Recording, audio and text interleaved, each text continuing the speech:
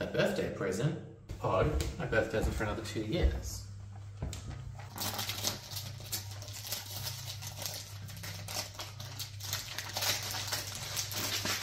Huh, how convenient is this? One of those old 2-in-1 DVD value packs for when 2 similar properties need to be sold together to get more viewing eyes in the store to get the DVD.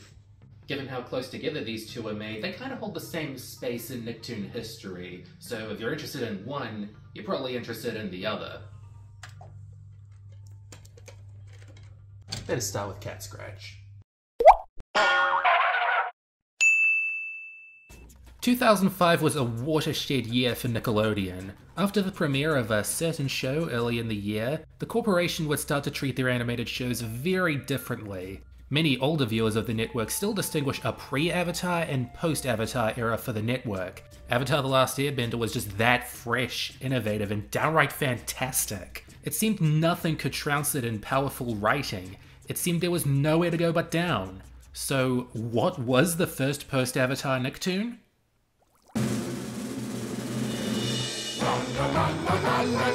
I take back everything I just said.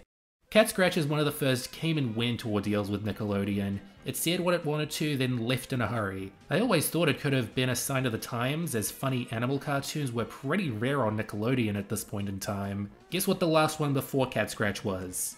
SpongeBob.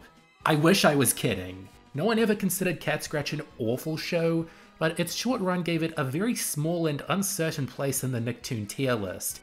Naturally, a cult following is mandatory, and you're here to see if I can validate it, give it a teensy bit more attention. Well, how about we start from the beginning? It was created by part-time animator and full-time anti-LGBTQ commentator Doug TenNapel. I don't like him, but I have to acknowledge his popularity in art and illustration, which wasn't unearned. He's been a very prolific artist and writer since the early 90s, penning such graphic novels as Scud and Creature Tech, and creating video games such as Earthworm Jim and The Neverhood. But most relevant to today's video is the 6-issue miniseries published between 1998 and 1999, Gear, a rather grim series that deals with war, grief, suicide, and the afterlife, and happens to star 4 talking cats: Gordon, Waffle, Mr. Black, and Simon. After watching Catscratch first, it's kinda strange to go back to Gear and see Gordon slit someone's neck and yell at Waffle for being a commie. But Doug clearly took a shine to these characters, as he largely based them on the cats he'd owned. In 2003, he put together an 80-second animation pitch for a show called Catscratch, all about Gordon, Waffle, and Mr. Black, now called Mr. Blick, driving a monster truck, goofing off in a toy store, and dancing, and this impressed Nickelodeon enough to commission a series. I mean, this didn't come without some experience in cartoons as well, as Doug had already collaborated with fellow Doug Langdale, on the Earthworm Jim cartoon and Project Geeka. But this time, he sought the collaboration of Pinky and the Brain writer Peter Hastings, which explains a lot about how Catscratch's style and tone formed. Premiering on July 9th, 2005, it came as a shock to Gear fans and got average to positive reviews, but didn't stay popular for long. It did well at first, with some premieres getting as many as 3.5 million viewers, but with its first season spread out across 19 months, it could not maintain a momentum. And that first season ended up being its only one, ending on February 10th, 2007.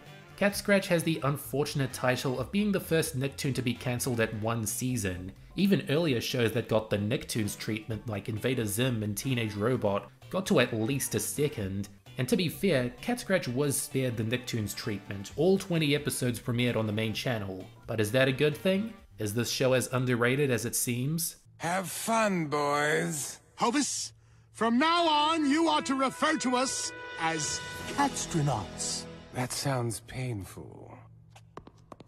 Catscratch is about a trio of feline brothers who used to belong to a rich old lady by the name of Edna Cremdley. After her passing, they inherited her estate and fortune and can now do almost anything they want. We were living in the age of cartoon theme songs explaining the whole premise, so you'll get this before the show starts in a catchier manner. But it's a good premise that doesn't want to gloss over its serious starting point. They continue to bring up Edna Cremdley afterwards, but it doesn't get in the way of the cats' fun. Voiced by an all-star cast of Wayne Knight, Kevin McDonald, and okay, you've sold me. Gordon is the kind and reasonable one, with an inexplicable Scottish heritage. Not that he can't get in on the fun, but he's the best and most rational character to balance out the bizarro schemes Mr. Blick comes up with. He's the instigator of a lot of bad ideas, but has enough energy and enthusiasm and a hidden love for his bros that keeps him from being too out there. And then there's Waffle, the comic relief of the trio, known for his love of newts and tending to lack awareness of situations. There's a bunch of stock characterizations you can form for a trio, but these feel the most essential for a pack of brothers. It works pretty well. Their butler is Hovis, a straight-laced Brit who can hardly put up with the cat's shenanigans. Another one of my favourite characters for providing a more deadpan flavour to the cast. There's also Kimberly, a girl that Gordon has what I hope is a pet-like adoration for. She's there to be girly and give Gordon someone different to hang out with, but as someone who's barely able to spread their wings by the time the show ends. We're later introduced to the Chumpy Chumps, the cat's hoodlum neighbours who are equally matched in wealth and odd ideas. They aren't the most likeable, but still function as rivals. And lastly, there's Catilda, a girl cat who lives in the forest and loves to play with Mr. Blick, usually to his annoyance. Another one with a lot of potential that wasn't fully realised. And that's our cast. It's not a very big one, but this isn't a very big show. Hey, hey, hey! In your face! Yeah! Oh, I win! I'm gonna live! Yes, yes, yes! The first thing you have to learn about Catscratch, before the setup of course, is to expect the unexpected. With the first 2 episodes, it's quickly established that a story can be about anything here, from catching mice to flying to the moon. I wouldn't describe the stories as plot-driven as much as they are setting-driven. Where we are now plays a major factor in how the characters behave, what they want, and where the humour comes from. It helps that they head out as much as possible, to the wilderness or a monster truck rally or Scotland. The characters go through arcs, they're usually richer at the end of an adventure, but it's not like it carries over into the next episode. They're always running to the next exciting opportunity. I shouldn't have to tell you it's a good thing we're given a broad variety of locations, each with their own feel and set of opportunities. So if you want something down to earth, Catscratch isn't the place to go. This is for cartoony cartoon fans. What may also help with your enjoyment of the show is if you have a brother or two, or brother figures. Despite how different the 3 leads look and act, you can tell they all come from the same litter. Blick and Gordon especially don't get along all the time, but it's very sweet when they do. They're already very different people, but they stick by each other or come back together no matter what. With a nice dynamic among the main cast and the sky not being the limit, I can't tell you why Nickelodeon cancelled it so quickly. I can only speculate, and show off Catscratch's good qualities. Perhaps the best is its animation. Doug TenNapel's art style is usually very cylindrical and grimy, but those elements were toned down here. The shapes are varied, and the world is mostly clean and colourful, which you can thank the art directors for. When it wants to get dramatic and artsy, it can pull that off well with immersive shot compositions and easy-to-read imagery. Because Nickelodeon didn't have that many funny animal cartoons at this time, it makes you wonder what could have happened if there were more like this. Time for my favourite episode picks. Spin Dango Fundulation put an end to cheating in video games once and for all. It turned from a story about that into one about Blick having to save the world from aliens. Now you know the risk. Hi-Ho Kraken takes an ocean beast from a previous episode and turns him into one of the most sympathetic alien beings possible. It's a story of reclaiming your place in the world, full of adventure and high odds. Zombie Party A Go-Go is a zombie apocalypse paired with an elaborate get-together, giving you 2 interesting premises for the price of 1. Really like the way the zombies are depicted here, it's very stylish. Duck and Cover was the finale a show like this needed. A little personal, but pretty wacky at the end of the day, with it being a relief that they fully let the duck be a total menace to Gordon. Gordon's Lucky Claw is one of those luck episodes, where they rank some tantalizing absurdity out of the good luck Gordon gets, bad luck Blick gets, and waffleness Waffle gets. A line in the litter box saw the trio's sibling rivalry reach a peak, with them each winding up with a fraction of the mansion. It really supports my belief that the locations were the most important aspect of the show to the crew, and so does my favourite episode, The Secret Door, where Gordon and Blick discover a room in the mansion that leads to a pure fantasy world that Waffle's been going to by himself for ages. It's another great case of them taking the characters, putting them in the weirdest place they can, and seeing where they can go from there. But this show wasn't great all the time. Here's some you should watch with caution. Blickmail left the still-in-development Catilda on a pretty sour note, with her manipulating Blick into playing with her because he still plays with dolls. Not a bad message against this behaviour, but still, I wanted better out of her. Maladjusted gets its kicks from destroying things and stripping plot beats of their importance. Their brief gig selling root beer was fine, otherwise there wasn't much humour here. Unicorn Club is about Gordon lying to Kimberly, as he'll tend to do. It's one of those early episodes that isn't awful, but it's ruthlessly trounced by the better written episodes it inspired. King of Clubs is another destruction-heavy mess, and the least pleasant display of Blick's ego. It's about him ruining an entire rich people's club just because they didn't let him in. Some of it's intentional, some of it isn't, none of it's very funny. And my least favourite episode would be My Bodyguards, because it's all about the Chumpy Chumps, and them being Blick's new escorts. The longer you're with them, the longer you don't want to be with them, especially when they start making the cats' lives worse. Maybe it got the reaction out of me it wanted, but I'm still not happy with it. But I am pretty happy with Catscratch overall. I believe Nickelodeon could have done with more shows like this, that had few creative restraints and were allowed to go wild. I don't want to give the message of, wow, this could have been something great if it went on longer, because I think it had a good run. A short one, but it left peacefully, leaving behind plenty of positive memories. Now, I'm a bit tuckered out by Nickelodeon, so I'm not going to revisit them for another good 25 seconds. So to leave things on a positive note, if you haven't checked Catscratch out in a while, you probably should. It won't scar you. The X's will be right back. If you get up, you'll mess up the delicate balance of the NickToon universe. The day was June 1st, 2023 at 2:01 PM Eastern Standard Time. So long ago, but I can faintly remember reviewing a show called Catscratch. It aired on Nickelodeon in 2005 and was their first Nicktoon to be cancelled at one season. But not their last. Oh, no, not at all. Another Nicktoon aired that year and only got one season, but was cancelled even earlier. Grandly Cats, meet your in-laws. The X's. Arguably the most obscure Nicktoon of the 2000s, this show's fanbase is pretty small.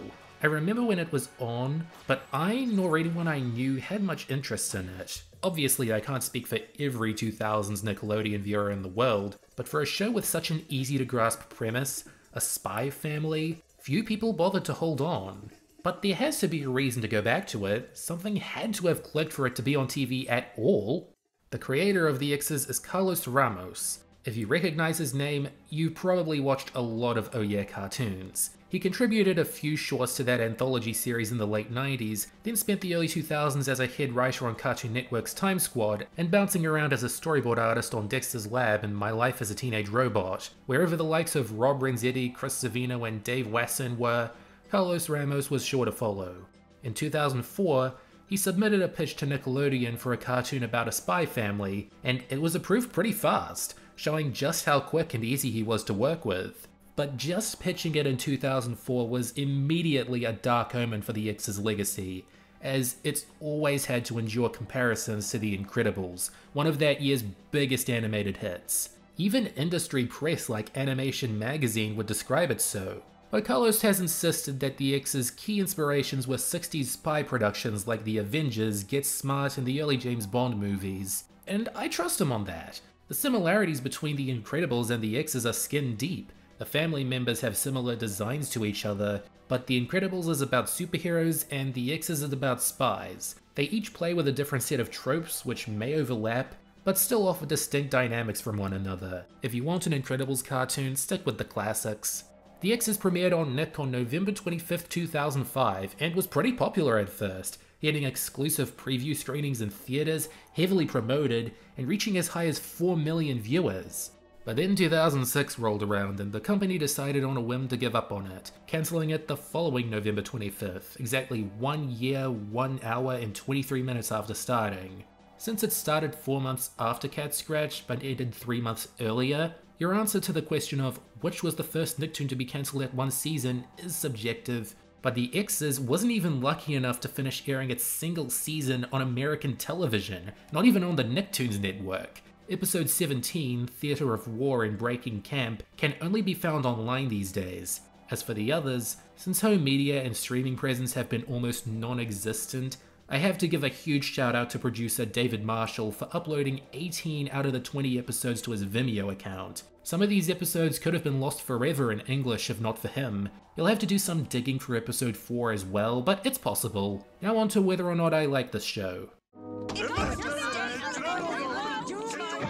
X's? How did the picnic go?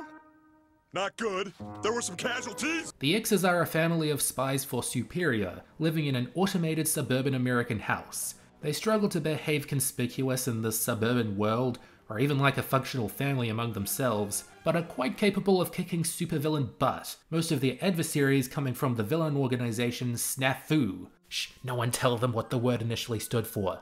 It's a pretty basic setup, combining a time-tested TV family dynamic with an eye-catching genre, but I often wonder if the characters are up to it.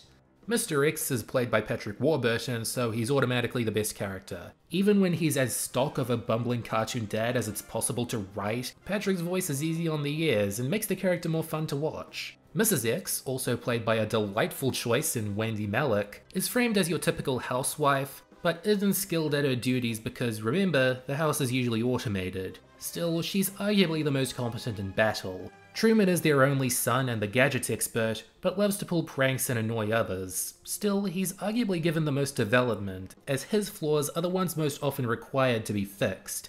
And Tuesday is their teenage daughter, whose hair color changes depending on unfathomable forces. She's probably the least interesting member, just being the older sister to round out all the biggest demographics the show could hit, but she isn't useless. Usually she's more of a mother figure than Mrs. X, so that counts for something. And they all live in Homebase, a snarky British AI that controls their living quarters and gives them advice. All those Incredibles comparisons, and I'm just sitting here thinking about how mogged Homebase got by Carter, a similar British computer voice from The Replacements, a Disney show that started less than a year after the X's. Homebase may be one of my favorite characters on the X's, but Carter could still beat him in a fight.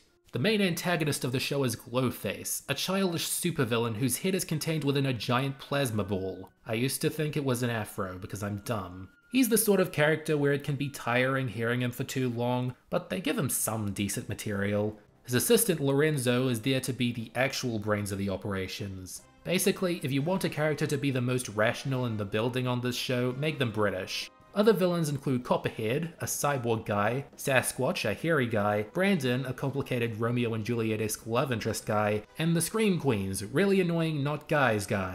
They also introduce a rival family called the Wise later on, but didn't run long enough to give them anything serious to fight over.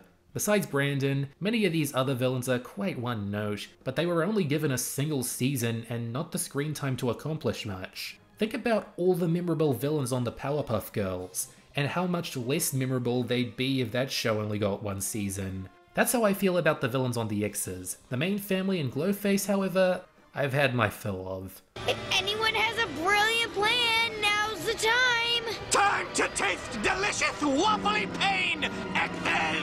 There's a lot of things about the writing that feel pretty vintage, like they were using 60s media as their frame of reference for that as well as the concept. One of the more common criticisms of the X's you may find online is that the family dynamics feel too generic, that beyond the spy setup, they don't offer much to each other to bounce off in ways you haven't seen for decades. The mother and father have tiffs but always profess their love for each other in the end. The son's a big troublemaker whose punishments are quite severe. The son and daughter bicker all the time. The mother sees a lot of herself in the daughter and is sometimes closed-minded on how to shape her into a grown-up. I agree that in most cases, they don't make the X's deep enough to overpower these mundane conflicts, but these conflicts are prominent for a reason. Every family goes through them, no matter what kind of family that is. It's just that in the X's case, innovations to these formulas are few and far between. One thing I like is the kid empowerment angle, how despite the TV family framework having a rigid hold, the kids still have some level of authority in the house, with Truman being the best with gadgets and Tuesday being the voice of reason.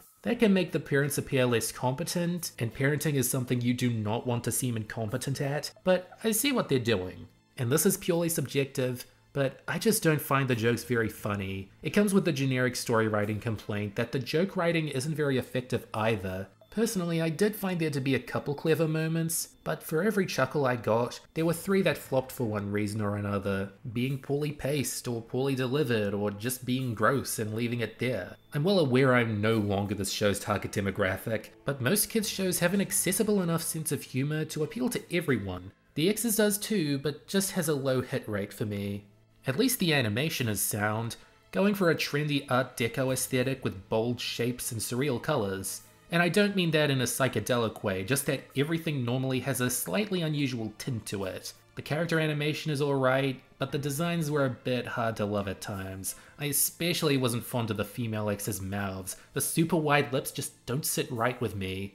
A better area of the presentation for me was the music.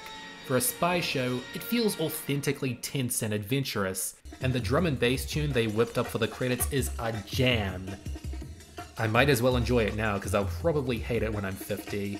But maybe not these top 6 episodes. The Haunting of Home Base is a nice Halloween episode, where Glowface takes over home base and starts turning the X's into zombies. It's an effective horror piece just as colourful as it is tense. No More Mrs. Nice X gives her a break and chills her out after taking some time off at a retreat. There's a nice lesson in here for older viewers to get back into the swing of things as soon as you can after a break, or else you might lose your touch. Very effective. Wee House isn't what it sounds like. Tired of being the runt of the family, Truman makes his own home base where he can do whatever he wants. It's the old moving out and missing your family trope, but with a fitting sci-fi bend. Homebody is self-explanatory. Another home base episode where he gets his own robo-suit and gets in over his head with this whole autonomy thing. It was nice to see him learn a lesson for once, making the whole family a little more rounded. In-law enforcement feels like the sort of plot this show was made for. The family trying to hide their spy identities while Mrs. Parents are over. The jokes and story progression here feel perfectly natural. My favorite episode would be X Takes a Holiday, where it's more of a night out for dinner than a holiday, but the jokes are nice, and the issue at home of the kids throwing a party gone awry adds much needed tension and stakes. And you know what else adds much needed tension and stakes to any show? Having bad episodes. Photo Ops was the first episode to be produced, and it's one of those that shoves as many characters in your face as it can just to get them all in the viewers' minds, undermining the otherwise basic story. Truman's choice is your standard character has cool things, so the others start acting overly nice to them to get that cool thing too story, with a family, making it a bit less healthy. 3 Days of the Coin Op is one of those where the X's incompetence as a family that can do things really rears its head into how much you want them to succeed. Live and Let Diaper is a really boring babysitting episode, with a lot of dirty diaper jokes and further questions on how Mr. and Mrs. X can be considered good parents if they didn't even raise Truman and Tuesday as babies. From Crusher with Love is the often egregious stock plot of a girl picking on the boy because they might have a crush on them. It doesn't work here. The family is just way too insistent on this specific possibility for it to be likable. And finally, Doommates is the one where Truman and Tuesday have to share a room. A simple enough sitcom problem, ruined by the fact Mr. and Mrs. X spend the whole episode giving their kids advice on how to annoy each other. The misunderstanding is a whole other level of wacky, and makes you wonder if the parents can be any good at what they do. I guess I'm happy there are more episodes where I can get behind the dysfunctional angle than not, but this show's still pretty mixed to me. The jokes aren't usually up there, the art style is stylish more than it is appealing, and most of the characters are left underdeveloped. It would have to be my least favorite NickToon I've covered on this channel so far, just behind Ren and Stimpy and the Wild Thornberries, but I don't think any of them are worthless. There's still fun to be had here, and an interesting world to get sucked into. For some, that's all they need, and I do want more people to know this show exists. Ironically, I might be blowing its cover.